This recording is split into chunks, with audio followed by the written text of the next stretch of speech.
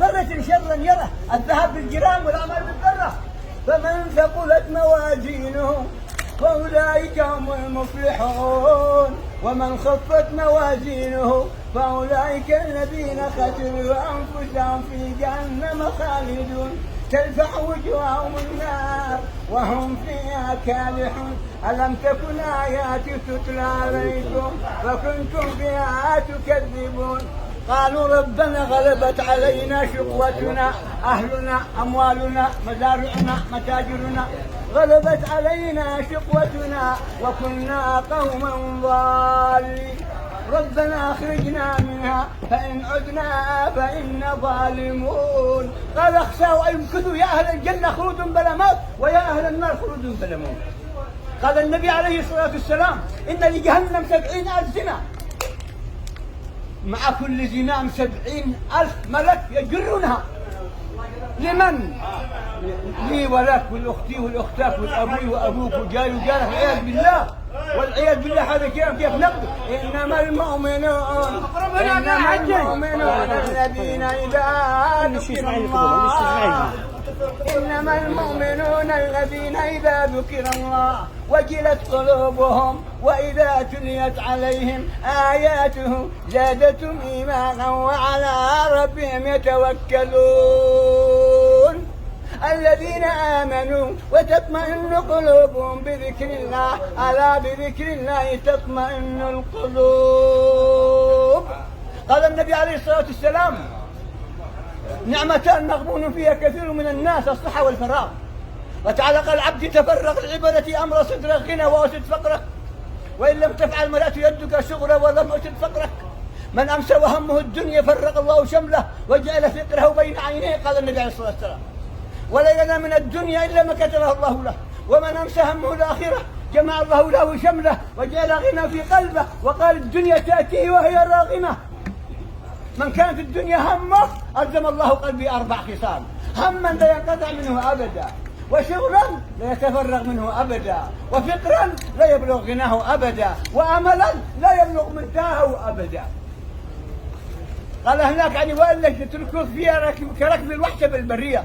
وتعالى يقول عبدي خلقتك لعبادتي فلا تلعب، وقسمت لك رزقك فلا تتعب، إن رضيت بما قسمته لك أرحت قلبك وبدنك وكنت عندي محمودا، وإن لم ترضى بما قسمته لك فوعزتي وجلالي لأسلطن عليك الدنيا تركض فيها كركب الوحش بالبرية وكنت عندي مموتا. وهذه الدنيا التي قد فاخر فيها ونعمل ونترك زهرة، أتعاذ ربها أنها زهرة بس. ولا تمدن عينيك إلى ما متعنا به أزواجا منهم زهرة الحياة الدهرة. وهذه النبات تجري من هذه الزهرة 3 أيام و4 أيام محلة.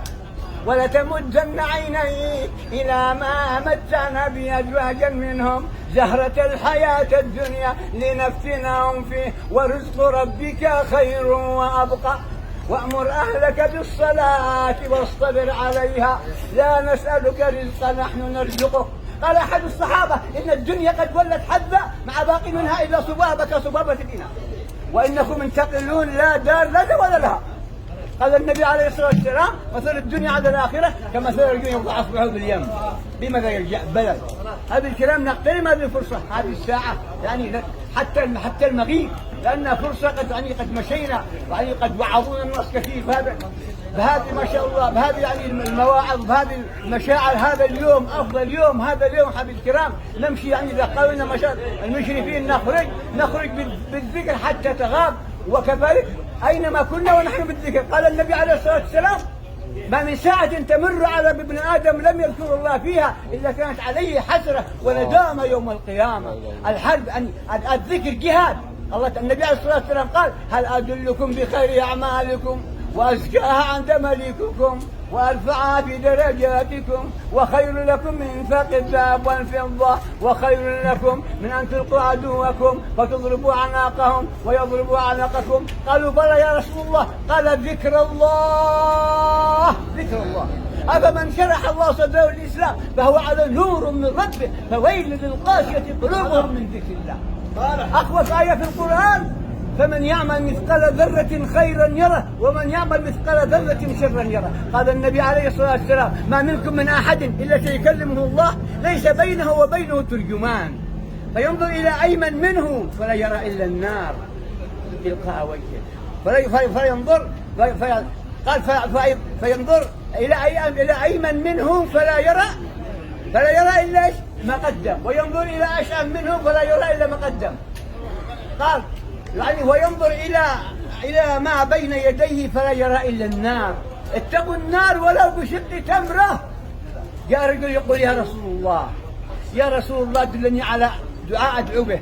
قال: اللهم إني أعوذ بك من شر سمعي ومن شر بصري ومن شر لساني ومن شر قلبي ومن شر مني. احفظ لسانك أيها الإنسان لا يلدغنك إنه ثعبان. كم في المقابر من قتيل لسانه كالتهاب عليه الأقران. لا بد نستغل هذه الفرصة، وأينما كنا نكون ذاكرين من الله. وتعالى قال: ولا تنية في ذكري وجزاكم الله خير. وتعالى قال: كنتم خير أمة أخرجت للناس تأمرون بالمعروف وتنهون عن المنكر وتؤمنوا بالله وجزاكم الله خير. والسلام عليكم ورحمة الله. جزاك الله خير.